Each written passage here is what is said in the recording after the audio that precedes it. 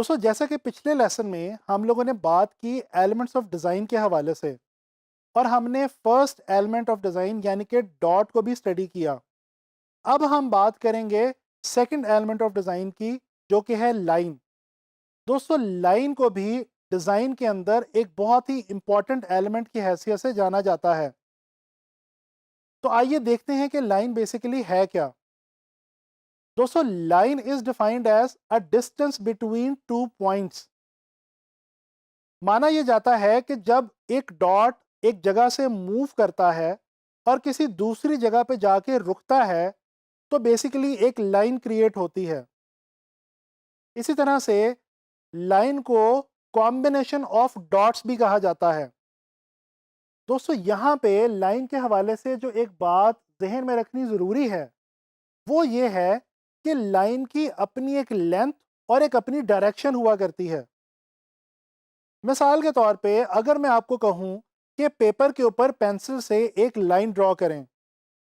दोस्तों, जब आप पेपर में पेंसिल से लाइन ड्रॉ करेंगे, तो आपको इस बात का अंदाज़ा होगा कि लाइन को स्टार्ट करने से लेके लाइन को फिनिश करने तक, यानी कि उसके एंडिंग पॉइंट तक, आपने पेपर के ऊपर एक ख़ास डिस्टेंस ट्रैवल किया है। और इस डिस्टेंस की एक अपनी डायरेक्शन भी है और एक अपनी लेंथ भी है। अच्छा, ये देखने की कोशिश करते हैं कि डिज़ाइन के अंदर लाइन जो है वो बेसिकली हमें क्या फंक्शन मुहैया करती है।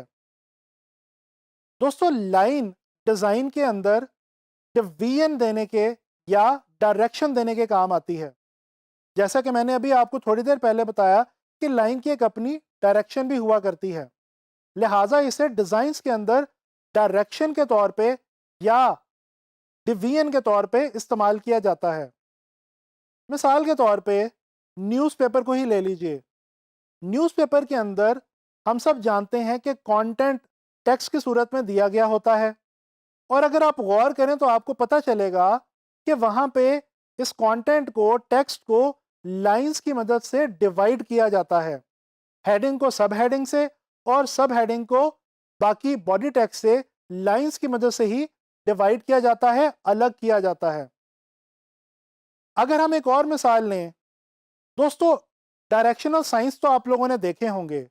आप किसी भी इवेंट पे चले जाएं या कहीं भी चले जाएं, आपको डायरेक्शनल साइंस रोड्स के ऊपर भी देखने को मिलते हैं। ये डायरेक्शनल साइंस जो हैं, आम तौर पे एरोस की मदद से बनाए गए होते हैं। और एरो क्या है? एरो भी बेसिकली लाइन की ही एक फॉर्म है। चलिए अब हम बात करते हैं लाइन की डिफरेंट टाइप्स के हवाले से। दोस्तों, लाइन की काफ़ी सारी टाइप्स हैं। लाइन के हवाले से जो एक बहुत आम तौर पे कन्फ्यूजन पाई जाती है, वो कन्फ्यूजन ये है कि कुछ लोग समझते हैं कि लाइन सिर्फ स्ट्रेट ही हुआ करती है। जी नहीं, ऐसा कतई नहीं है। लाइन कर्व की सूरत में भी हो सकती है, लाइन इर्रेगुलर भी हो सकती है, लाइन डॉट्स की मदद से मिलकर बनी हुई यानी कि डॉटेड भी हो सकती है। इसी तरह से वेव्स की सूरत में भी लाइन क्रिएट की जा सकती है, और लाइन को जिगजैग की सूरत में भी बनाया जा सकता है। दोस्तों, लाइन टू डायमेंशनल भी होती है, थ्री डायमेंशनल भी होती है, और अनसीन भी हो सकती है। टू डायमेंशनल लाइन को आप चारों तरफ से नहीं देख सकते, जबकि थ्री डायमेंशनल वो लाइन होगी जिसको आप चारों तरफ से देख सकें। अब बात रह गई अनसीन लाइन की। दोस्तों, फर्ज कर लीजिए कि मैं यहां से चलना शुरू करूं और यहां पे आके ठहर जाऊं। अब ये मैंने वहां से लेके यहां तक जो डिस्टेंस ट्रैवल किया है, इस डिस्टेंस ने एक लाइन क्रिएट कर दी है। इसको हम अनसीन लाइन कहेंगे। इसी तरह से लाइन जो है वो पैरेलल भी होती है और परपेंडिकुलर भी होती है। पैरेलल लाइंस वो होती हैं जो आपस में किसी भी पॉइंट पे मिले ना, जबकि परपेंडिकुलर लाइंस वो होती हैं जो किसी भी पॉइंट पे एक दूसरे को इंटरसेक्ट करती हैं या एक दूसरे से कंबाइन हो जाती हैं। दोस्तों, अगर हम डायरेक्शन के पॉइंट ऑफ व्यू से लाइन को डिवाइड करें या इसकी कैटेगरीज बनाएं, तो लाइन वर्टिकल भी होती है, हॉरिजॉन्टल भी होती है, और डायगोनल भी होती है। वर्टिकल लाइंस की एक बहुत उम्दा मिसाल स्काई स्क्रैपर बिल्डिंग्स हैं। आपने बड़े बड़े स्काई स्क्रैपर्स देख रखे होंगे। ये जो स्काई स्क्रैपर्स बिल्डिंग्स होती हैं, ये वर्टिकल लाइन की सूरत में बनी होती हैं। इसके अलावा जो हॉरिजॉन्टल लाइन की एग्जांपल है वो है हॉराइजन लाइन। अगर आप हॉराइजन लाइन की तरफ गौर से देखें तो ये हॉरिजॉन्टल लाइन होती है। दोस्तों, वर्टिकल लाइन 90 के एंगल पर ड्रॉ की जाती है और हॉरिजॉन्टल लाइन 180 डिग्री के एंगल पर ड्रॉ की जाती है। इसके अलावा जो डायगोनल लाइन है वो इन दोनों एंगल्स के अलावा दूसरे एंगल्स के ऊपर ड्रॉ की जाती है, जैसे कि 45 डिग्री या 60 डिग्री के एंगल पे। अच्छा, अब ये हमने जान लिया कि वर्टिकल लाइंस क्या हैं, हॉरिजॉन्टल लाइंस क्या हैं या डायगोनल लाइंस क्या हैं।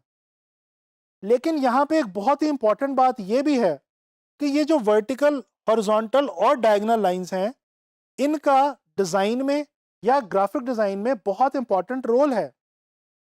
दोस्तों, डिज़ाइन के अंदर अगर आप कहीं पे स्ट्रेंथ या पावर को दिखाना चाहते हो तो आपको वर्टिकल लाइंस यूज़ करनी चाहिए। इसके अलावा अगर आपको डिज़ाइन के अंदर कहीं भी रिलैक्सेशन, कंफर्ट या सूदिंग फीलिंग को देना हो तो फिर आप वहाँ पे हॉरिजॉन्टल लाइंस अपने डिज़ाइन के अंदर यूज़ कीजिए। जिस तरह से अगर आप बीच के ऊपर चले जाएं, वहाँ पे जाके जब आप होराइजन लाइन को देखते हैं तो आपको पता चलता है कि ये जो विजुअल है ये बहुत ही सूदिंग और कंफर्ट वाला विजुअल है। इसी तरह से जो डायगोनल लाइंस हैं उनको मूवमेंट या मोशन को दिखाने के लिए हम अपने डिज़ाइंस के अंदर यूज़ कर सकते हैं। इस तरह से हमें पता ये चला कि लाइन किसी भी सूरत में हो, उसकी कोई भी टाइप हो, उसका डिज़ाइन में और हमारे ग्राफिक डिज़ाइंस में एक ख़ास विजुअल मीनिंग होता है। तो दोस्तों, इस लेसन में हमने लाइन के डिफरेंट टाइप्स के हवाले से बात की, लाइन के कॉन्सेप्ट जो हैं वो हमने क्लियर किए और हमने ये जाना कि ग्राफिक डिज़ाइन के हवाले से या डिज़ाइन के हवाले से लाइन की क्या अहमियत है। नेक्स्ट लेसन के अंदर हम अपने थर्ड एलिमेंट ऑफ डिज़ाइन यानी कि शेप के हवाले से बात करेंगे।